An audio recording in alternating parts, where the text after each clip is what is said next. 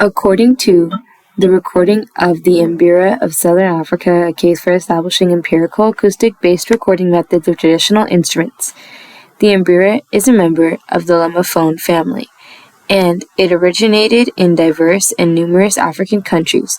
These countries include Southern Africa, Mozambique, Zimbabwe, Angola, and the Democratic Republic of the Congo. According to the Encyclopedia Britannica 2016, they characterize a lamophone as any 5 musical instrument consisting of a set of tuned metal or bamboo tongues of varying length attached at one end to a soundboard that often has a box or calabash resonator. The Mbira has many different types, from the Mbila Deza of the Venda people of South Africa to the one we are focusing on, which is the Mbira Deza Vadzimu of the Shona people of Zimbabwe. The Mbira is used in many ancient rituals and cultural performances throughout time. The Venda people of South Africa used it and performed. Adults performed and children also partaked in it. The Mbira is used in traditional rituals called the Bira. This ritual is used to call upon ancestors to help a distressed loved one. They believe that this instrument was given to them by God and can channel the spirits of their ancestors. This provides an insight into how the Mbira started within cultures throughout time. The Mbira can date back to 700 AD with metal keys and 1000 BC with bamboo keys, according to Holdaway 2008. The Mbira Deza Vidmu means voice of ancestors, and since then a lot has changed with the Mbira, from channeling ancestral powers to now a new form of entertainment.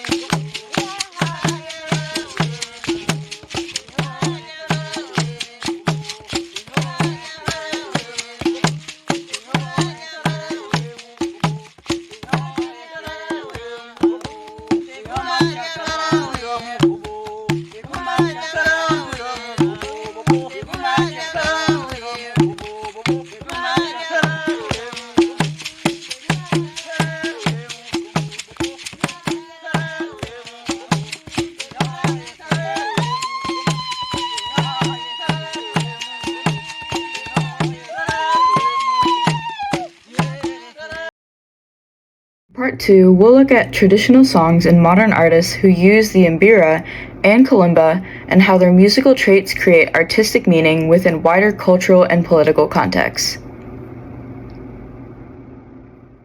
In this performance of the Mbira Deza Vadzimu, you can hear the bright, resonant timbre produced by the vibrating lamoe mounted on a wooden soundboard and a gourd resonator. The rattles on the resonator add a buzzing layer that enriches the instrument's acoustic texture. Traditional Shona Mbira music is built on cyclical ostinatos, repeating melodic and rhythmic patterns that loop continuously. These patterns create a polyphonic texture where multiple independent melodic lines overlap. The leading line is called the kushura, while the interlocking response part is the kustinhira. Together they form cross rhythms that make the meter feel flexible and shifting rather than fixed. The melodic contour repeats with subtle variations, contributing to a trance-like musical environment. These musical traits serve a deeper purpose. In Shona spiritual practice, especially during Mbira ceremonies, the Mbira acts as a medium for ancestral communication. The looping ostinatos and layered texture sustain long periods of focus, helping create a collective emotional state. The artistic intent emphasizes continuity and connection rather than dramatic contrast. Mbira music supports unity within the community and symbolizes a sonic pathway between the living and the ancestors. Understanding the broader context highlights its significance. During Zimbabwe's colonial era, Shona rituals were discouraged, and performing Mbira music became a form of cultural preservation and political resistance. In the 20th century, artists like Stella Chiweshe, Efat Mujiru, and Forward Kwenda brought the instrument to global audiences, linking Mbira music to movements for decolonization and the production of indigenous knowledge. At the same time, the modern kalimba, a commercialized adaptation of African lamellophones, spread internationally in the mid-20th century.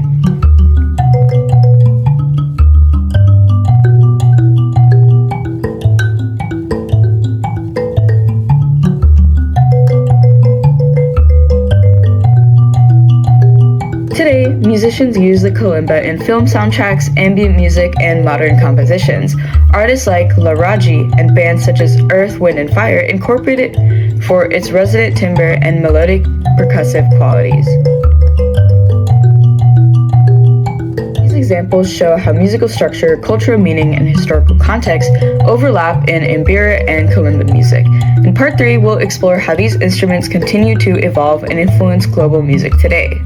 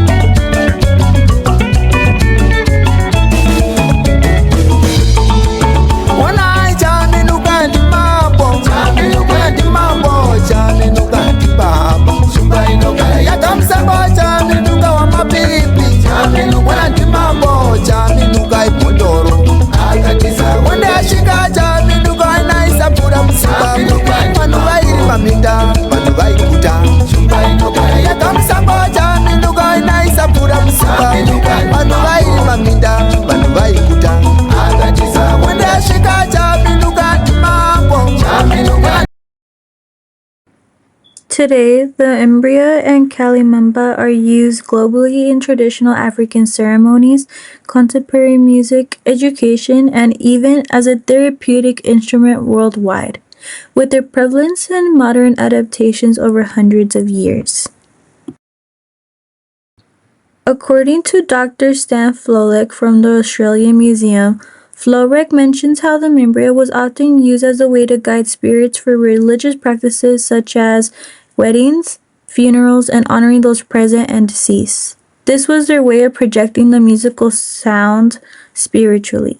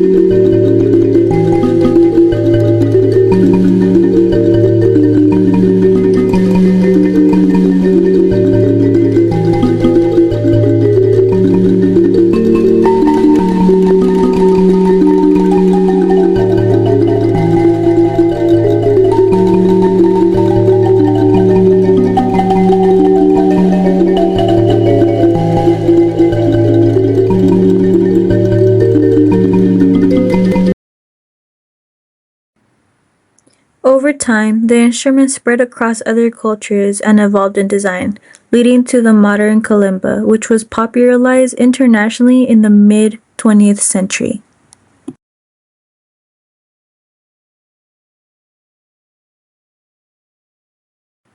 Now, many musicians incorporate this into more modern compositions, film soundtracks, and even ambient music due to its melodic, percussive tone.